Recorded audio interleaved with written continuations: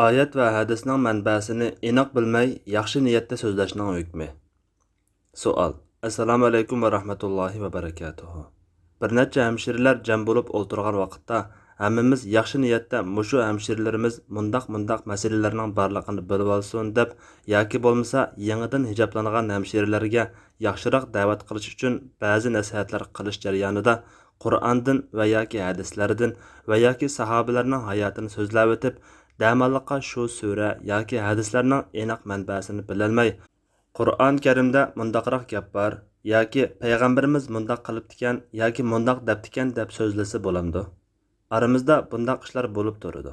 Hammamizning bilimi cheklik, atrofimizda bilimlikroq ustozlar va yoki qarindoshlar bo'lmag'ach, bilinmagan masalalarni bir nechimiz bir yerga jam bo'lib, bilganimizni deb hal qilishga tirishimiz. Yana Allohning yordami bilan boshqa qizlarga islom va yaxshi yomon ishlar ustida nasihatlar bo'lib qoladi. Manbasini aniq bilmay turib so'zlasak yaxshi bo'lmaydiganligini bilamiz. Lekin shundoq bo'lsa-mu bilimimiz cheklik. Atrofimizdami fursat bo'lmadi. Faqat shu torda ko'rgan yoki boshqa qarindoshlardan anglaganimizni yetkazish orqali islomga bo'lgan tushunchamizni oshirishga tirishimiz. Shunga mushu to'g'risida aniqroq bir tushuncha bergan bo'lsangiz. Javob. Va alaykum assalom va rahmatullohi va barakatuh. Barliq hamd sanolar Janobi Allohga bo'lsin. Durud va salomlar payg'ambarimizga, u zotning oila taobatlarga, ashablarga va u zotga toki qiyomatgacha ergashganlarga bo'lsin. Janobi Alloh islom da'vati uchun ko'rsatayotgan tirishchiliklarni salih amallar qatorida qabul qilsin. Payg'ambarlarga varislik qiladigan da'vatchi bo'lish sharofatiga noil qilsin. Bir-biriga haqni tavsiya qilish uchun jam bo'lib o'tiradigan hamshirlarimizni islomiyatda mustahkam qilsin. Abdullah ibn Amr raziyallohu anhu rivoyat qiladi-ki, Rasululloh sallallohu alayhi va sallam mundaq degan: "Mendan bir oyat bo'lsin yetkazinglar. Bani Isroil vaqaliklarini siqilmay so'zlayveringlar. Kimki qasdan menga yolg'onni to'qiydi ekan, o'ziga do'zaxdan o'rin raslab olsin." Bu hadisga asosan islom tashviqoti qilmoqchi bo'lgan kishi nurg'un oyat hadislarni biladigan katta olim bo'lishi shart emas. Biror oyat, biror hadis bo'lsa-mu, bilganini yetkazib da'vat qilsa bo'ladi. Lekin da'vat qilish uchun so'zlamoqchi bo'lgan oyat yoki hadisning yoki biror diniy hukmning ma'nosini aniq bilib so'zlashi, oyat hadisda yoki shariatda bo'lmaganni bor deb so'zlamasligi kerak. Oyat yoki hadislikini biror kitobda o'qib, oyat bilan hadis mazmuni esida qolgan bo'lsa, oyatning qaysi surada, qanchinchi oyat ekanligini bilishi, shundaqla hadisning qaysi kitobda rivoyat qilingan hadis ekanligini bilishi yoki esida bo'lishi shart emas. Bundaq ma'lumotlarni hali cho'ng olimlarmi esida tutib bo'lolmaydi. Bu yerda bir qancha nuqtani da'vatchilarning samiga solib ta'kidlab qo'yish kerak.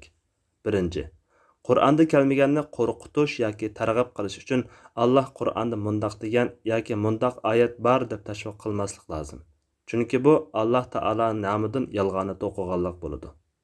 Ikkinchi, hadisda kelmaganni hadisda mundaq kelgan yoki Rasululloh sallallohu alayhi va sallam mundaq degan deb yurmaslik lozim.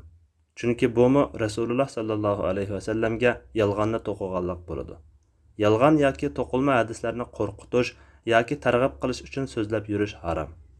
Uchinchi, oyatning yoki hadisning lafzlarini aynan yodda bilmasa-mu, ma'nosini so'zlab, mushundaqroq ma'noda bir oyat bor, mundaqroq bir hadis bor deb so'zlasa bo'ladi. Anglag'uvchimi uni ashundaqroq ehtimollik bilan tushunadi.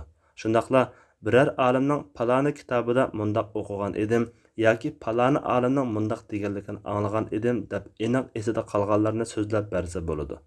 Aniq esida qolmagan bo'lsa, shundaqroq degango deyman, mushundaqroq deganligi esimda degandek iboralarni ishiltib so'zlasa bo'ladi. Rasululloh sallallohu alayhi va sallamdan boshqalarga demaganni dedi deb yolg'onni chaplashga bo'lmaydi. 4. Ishonchlik mo'tvar kitoblarni o'qishga odatlanish lozim.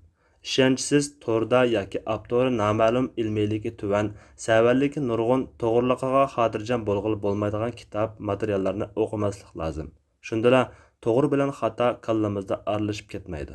Avtori ma'lum bo'lgan taqdirdami e'tiqodi buzuq kishilarnikini emas, balki ishonchlik islom dunyosida mo'tvar deb tonilgan, aqidasi, fikri sog'lom ahli sunnat olimlarining kitoblarini o'qish lozim. Salaflarimiz bu degan din. Shunga dinani kimdan o'rganyapsan obdan qaragan degan. Yana tarjima kitoblarning sifatliklarini o'qish lozim. Bo'lmasa, tarjimada birər xatolik tüpaylidən oqurmanlarning tushunchasi bulg'anib ketadi. Alloh hammamizga ixlos va tavfiq ato qilsin. Amin. Vallohu a'lam bis-savob. Alloh eng to'g'risini bilguchidir. Fatvoda Doktor Abdulaziz rahmatulloh. Fatvolar majmuasi 2-tom. 121 nomorliq fatvo.